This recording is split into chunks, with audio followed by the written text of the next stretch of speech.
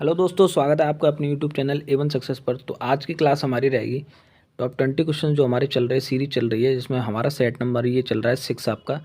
और इससे पहले हम 5 सेट ऑलरेडी डिस्कस करा चुके हैं और हम लोग बात कर चुके हैं पेडागोजी के प्रीवियस ईयर क्वेश्चन के बारे में। इससे पहले 5 आपके सेट हो चुके हैं, आपने अगर नहीं देखे तो जाके देख सकते हैं, ठीक है।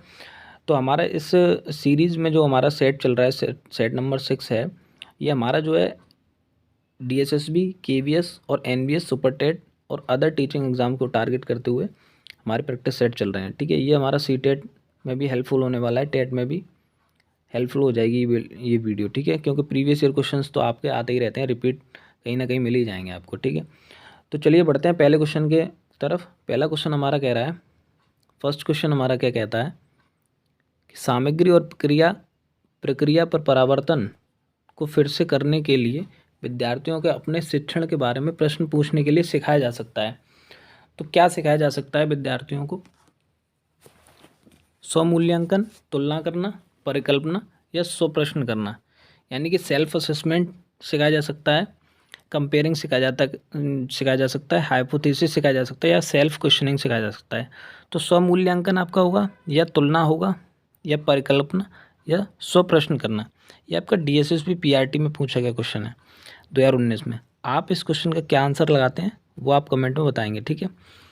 तो इसका आंसर हो जाएगा आपका ऑप्शन डी राइट आंसर हो जाएगा, स्व प्रश्न करना, यानी कि वो खुद से प्रश्न कर रहा है, ठीक। नेक्स्ट क्वेश्चन की ओर बढ़ते हैं। नेक्स्ट क्वेश्चन हमारा, आकलन से शिक्षकों को मदद मिलती है। तो आकलन से शिक्षकों को क्या मदद मिलती है? छात्रों को ग्रेड देने में मदद मिलती है क्या? ऑप्शन बी कहता है उच्च उपलब्धि हासिल करने वालों में बीच प्रतिस्पर्धा विकसित करने में मदद मिलती है, या उनकी शिक्षण रणनीतियों की योजना बनाने में, या माता पिता को धन्यवाद देने में, ठीक है। इसको धन्यवाद हो जाएगा ये यहाँ पे, ठीक है, धन्यवाद देने में। ये आपका DSSB PRT में पूछा गया क्वेश्चन है। तो इसका राइट आंसर हो जाएगा आपका ऑप्शन सी राइट आंसर हो जाएगा। उनकी शिक्षण रणनीतियाँ जो हैं, शिक्षण रणनीतियों की योजना बनाने में मदद मिलती है, ठीक है। तो ऑप्शन सी इसका राइट आंसर हो जाएगा।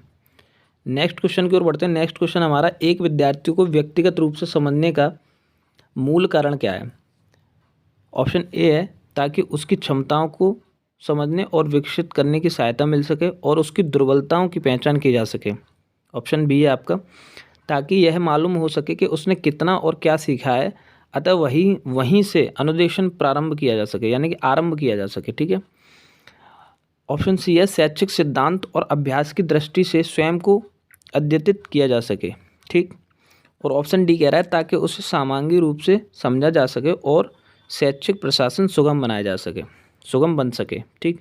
ये आपका TGT KBS में पूछा गया 2017 क्वेश्चन है। तो इसका राइट आंसर आपका हो जाएगा ऑप्शन ए राइट आंसर हो जाएगा इसका, ताकि उसकी क्षमताओं को समझने, विद्यार्थी की क्या क्षमताएं हैं उनको समझने और उनको विकसित करने में सहायता मिल सके। अगर विद्यार्थी को व्यक्तिगत रूप से समझने का मूल कारण तो यही है, ठीक है। और उसकी जो दुर्बलताएं यानी कि उसकी कमियां जो हैं उनको हम पहचान सकें, ठीक है। तो ऑप्शन ए क्या हो जाएगा आपका? Option A is the right answer. Next question की ओर बढ़ते हैं। नेक्स्ट क्वेश्चन हमारा, कि किस प्रकार का मूल्यांकन पठन की कमियों का पता लगाने के लिए प्रयुक्त होता है? तो कौन सा मूल्यांकन है जिससे हम कमियों का पता लगाते हैं? तो कमियों का पता लगाने के लिए क्या रचनात्मक होगा, क्या असंरचनात्मक होगा, या नैदानिक होगा, या फिर योगात्मक होगा? ये आपका KBS PRT में पूछा गया क्वेश्चन है 2017 में। और ये कमियों का पता लगाने का जो मूल्यांकन को कमियों का पता लगाने का ऐसा क्वेश्चन है, बार बार एग्जाम्स में देखा गया है, ठीक है। तो इसका हो जाएगा नैदानिक जो मूल्यांकन होता है उसमें क्या होता है कि आप कमियों का पता लगाते हैं, यानी कि इसका आंसर क्या हो जाएगा? ऑप्शन सी, ठीक है। फिर नैदानिक कमियों का पता लगाते हैं और उन कमियों को ठीक करने के लिए उपचारात्मक मूल्यांकन किया जाता है, ठीक है। तो इसका आंसर हो जाएगा आपको ऑप्शन सी। नेक्स्ट क्वेश्चन की ओर बढ़ते हैं। नेक्स्ट क्वेश्चन है हमारा, एक 7 साल का जो बच्चा है, एक 7 साल का विद्यार्थी क्लास स्तर के हिसाब से नहीं पढ़ सकता है, शिक्षक को क्या करना चाहिए?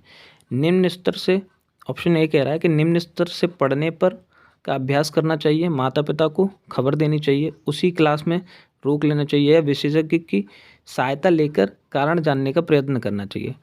तो हमें कारण जानने का प्रयत्न करना चाहिए, ठीक है। ऑप्शन डी आपका राइट आंसर हो जाएगा। ये आपका पीआरटी केबीएस में पूछा गया क्वेश्चन था, ठीक है। तो विशेषज्ञ की सहायता लेकर हमें कारण जानना चाहिए कि किस कारण से वह नहीं पढ़ पा रहा है, ठीक है। तो इसका राइट आंसर ऑप्शन डी हो जाएगा। नेक्स्ट क्वेश्चन की ओर बढ़ते हैं। नेक्स्ट क्वेश्चन है कि आपकी कक्षा में आपने देखा कि उनके पिछले ज्ञान में अंतर होने के कारण कुछ विद्यार्थियों को एक विषय समझ में नहीं आ रहा, तो आप क्या करेंगे?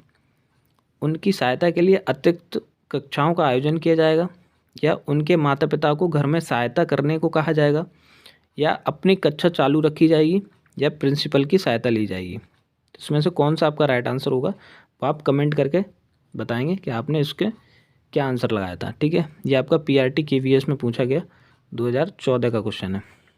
तो इसका राइट आंसर हो जाएगा आपका ऑप्शन ए, उनकी सहायता के लिए अतिरिक्त कक्षाओं का हम आयोजन करेंगे, ठीक है।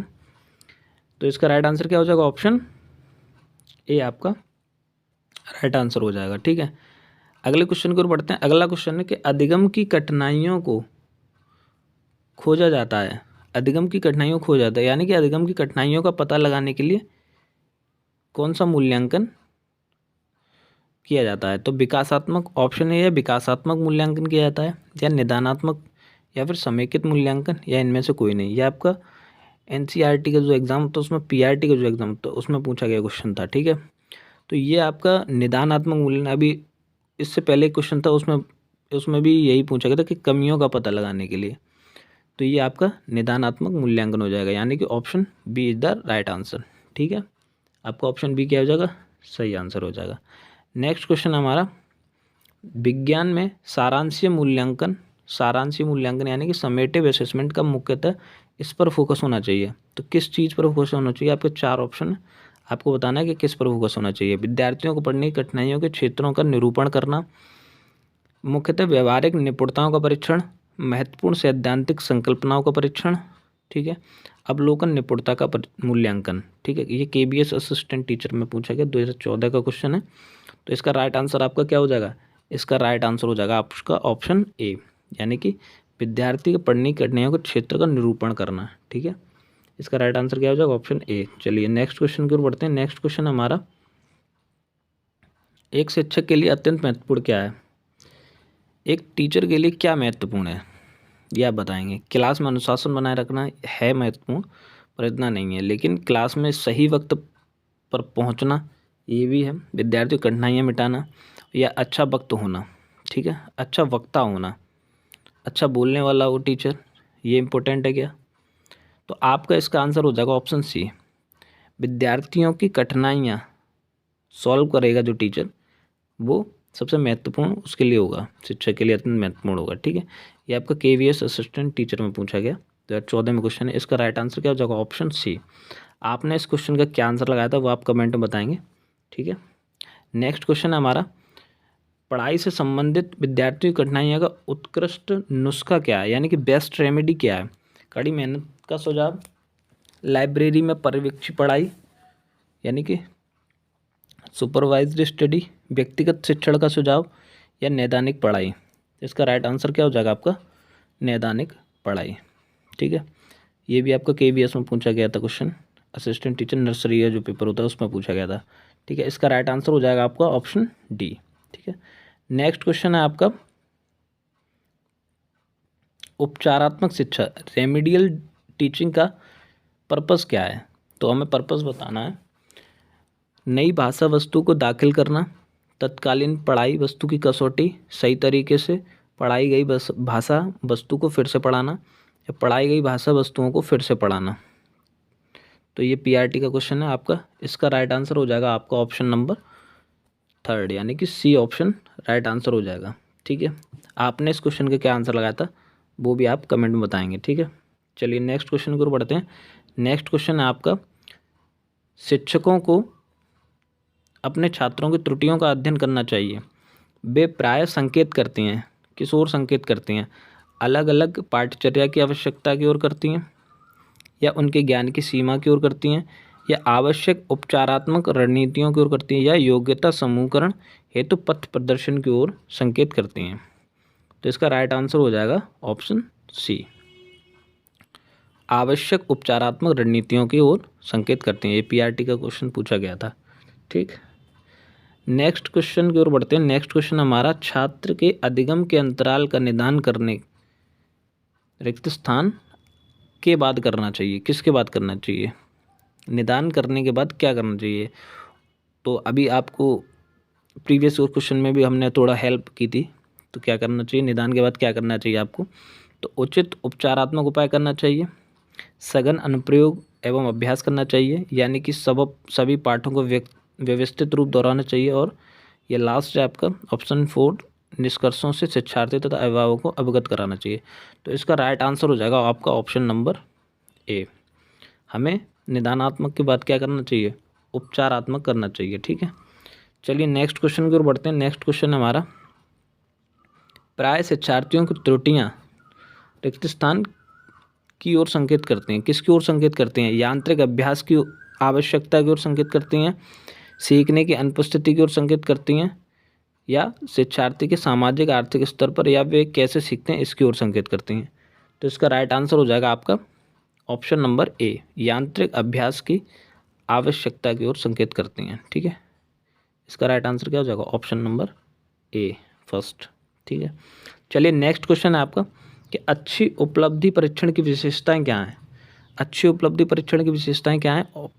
ए कह रहा है कि शिक्षार्थियों की ज़रूरतों और क्षमताओं को बेहतर समझ प्राप्त करना, इसकी कोशिश की जाती है और इसकी कठिनाइयों के स्तर और विभेदक शक्ति के आधार पर चुना जाता है, पाठ्यक्रम का मूल्यांकन, संशोधन और सुधार करना, पिछड़े शिक्षार्थियों की खोज करना जिन्हें सहायता की आवश्यकता है, और उपचारात्मक वर्गों की योजना बनाना। ये आपका DSSP PRT 2018 का क्वेश्चन है। तो इसका राइट आंसर आपका क्या हो जाएगा? ऑप्शन बी, यानी कि ऑप्शन सेकंड आपका राइट आंसर हो जाएगा। इसकी कोशिश की जाती है और इसके कठिनाई के स्तर और विभेदक शक्ति के आधार पर इसको चुना जाता है। ठीक है, अच्छी उपलब्धि परीक्षण की विशेषता है ये। ठीक है, नेक्स्ट क्वेश्चन की ओर बढ़ते हैं। नेक्स्ट क्वेश्चन हमारा रचनावादी मूल्यांकन में किन मूल्यांकन रणनीतियों का उपयोग किया जाता है? तो जो रचनावादी मूल्यांकन है उसमें किन मूल्यांकन रणनीतियों का उपयोग किया जाता है? क्या ओरल डिस्कशन होता है, या माइंड मैपिंग यानी मस्तिष्क मानचित्रण होता है, प्री टेस्टिंग यानी कि पूर्व परीक्षण होता है, या हैंड्स ऑन एक्टिविटीज़ ये होता है आपका हैंड्स ऑन एक्टिविटीज़। तो आपको बताना है किन रणनीतियों का हम उपयोग करते हैं इन चारों में से। ये आपके 4 स्टेटमेंट में दिए हुए हैं और ऑप्शन आपके बताने हैं कि कौन से सही है इसमें। ठीक है, तो इसका राइट आंसर हो जाएगा आपका ऑप्शन ए, मौखिक विचार विमर्श भी किया जाता है, मस्तिष्क मानचित्रण भी किया जाता है, पूर्व परीक्षण भी किया जाता है, होना चाहिए रचनात्मक मूल्यांकन में।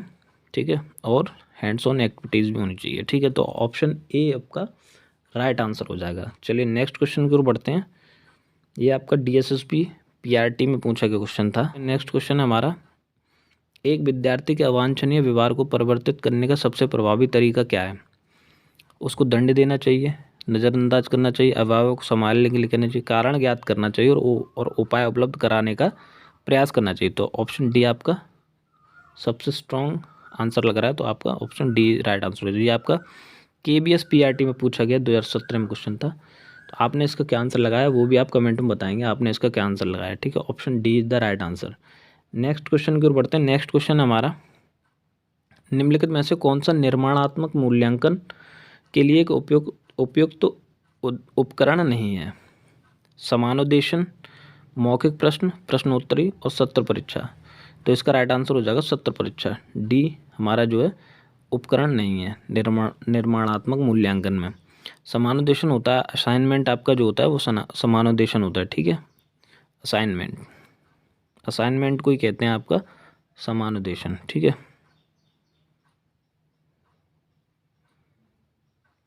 ये आपका KBS PRT 2017 में पूछा गया क्वेश्चन था। तो इसका राइट आंसर हो जाएगा ऑप्शन डी। ठीक है, चलिए नेक्स्ट क्वेश्चन है आपका, समेकित मूल्यांकन समेटिव इवैल्यूएशन के लिए प्रयोग में लाने वाला यंत्र कौन सा है? तो आपका इसका आंसर हो जाएगा समेकित मूल्यांकन समेटिव इवैल्यूएशन के लिए प्रयोग में लाने वाला यंत्र कौन सा है? परीक्षण है क्या, अध्यापक का आकलन है, या फिर गृह कार्य है, या इनमें से कोई नहीं। तो इसका राइट आंसर हो जाएगा आपका परीक्षण। परीक्षण ही आपका आंसर हो जाएगा, यानी कि ऑप्शन ए राइट आंसर हो जाएगा। चलिए नेक्स्ट क्वेश्चन की ओर बढ़ते हैं। नेक्स्ट क्वेश्चन आपका, एक अध्यापिका विद्यार्थियों को निम्नलिखित कथन बीजगणित अभिव्यक्ति में लिखने के लिए कहती है। फर्स्ट स्टेटमेंट दिया हुआ है आपका कि ए के तुगने में से 4 घटाओ। सेकंड कह रहा है कि 4 बार x जमा 6, ठीक है। तो विद्यार्थी ऐसे लिख रहा है कि 3a - 4 और 4x + 6 के रूप में प्रतिक्रिया देते हैं, जबकि अध्यापिका कह रही है कि आप इसको ऐसे लिखना चाहिए, कि अपेक्षा कर रही थी कि इसको ऐसे लिखना चाहिए, लेकिन विद्यार्थी ने ऐसे लिखा हुआ है, ठीक है। तो उपयुक्त जो त्रुटि का कारण है वो त्रुटि क्या है? ऑप्शन ए है रैखिक व्यंजकों की समझ में कमी, ऑप्शन बी है विद्यार्थियों द्वारा सुनने में लापरवाही, ऑप्शन सी शिक्षक द्वारा प्रयुक्त भाषा, और ऑप्शन डी है रैखिक व्यंजनों को लिखने के अभ्यास में कमी। तो इसका राइट आंसर हो जाएगा ऑप्शन सी, जो शिक्षक के द्वारा जो भाषा प्रयुक्त की गई है वो अव्यक्त नहीं हो पा रही है, विद्यार्थी द्वारा वो नहीं जान पा रहा है किस तरह से लिखना चाहिए, वो समझ ही नहीं पा रहा है ठीक है। तो इसमें शिक्षक द्वारा प्रयुक्त भाषा इसका राइट आंसर हो जाएगा, यानी कि option C is the right answer. आपका पीआरटी में पूछा गया क्वेश्चन था, ठीक है, 2013 का। आपने इस क्वेश्चन का क्या आंसर लगाया वो भी आप बताएंगे कमेंट में कि आपका आंसर क्या था, ठीक है। तो ये थे हमारे आज के टॉप 20 क्वेश्चन जिसको आपने देखा। 20 क्वेश्चनों की ये आपका सेट था, जिसमें से आपने 20 में से कितने क्वेश्चन ठीक किए वो आप अपना कमेंट करके बताएंगे, ठीक है। वीडियो अगर अच्छी लगी हो तो लाइक करेंगे, और आप शेयर करेंगे अपने दोस्तों को जो भी अपना प्रिपरेशन कर रहे हैं टीचिंग की, उनको आप शेयर करेंगे और सब्सक्राइब करेंगे हमारे चैनल को, ठीक है। तो मिलते हैं नेक्स्ट वीडियो में कुछ नए क्वेश्चंस, कुछ नई सीरीज़ के साथ। तब तक के लिए धन्यवाद।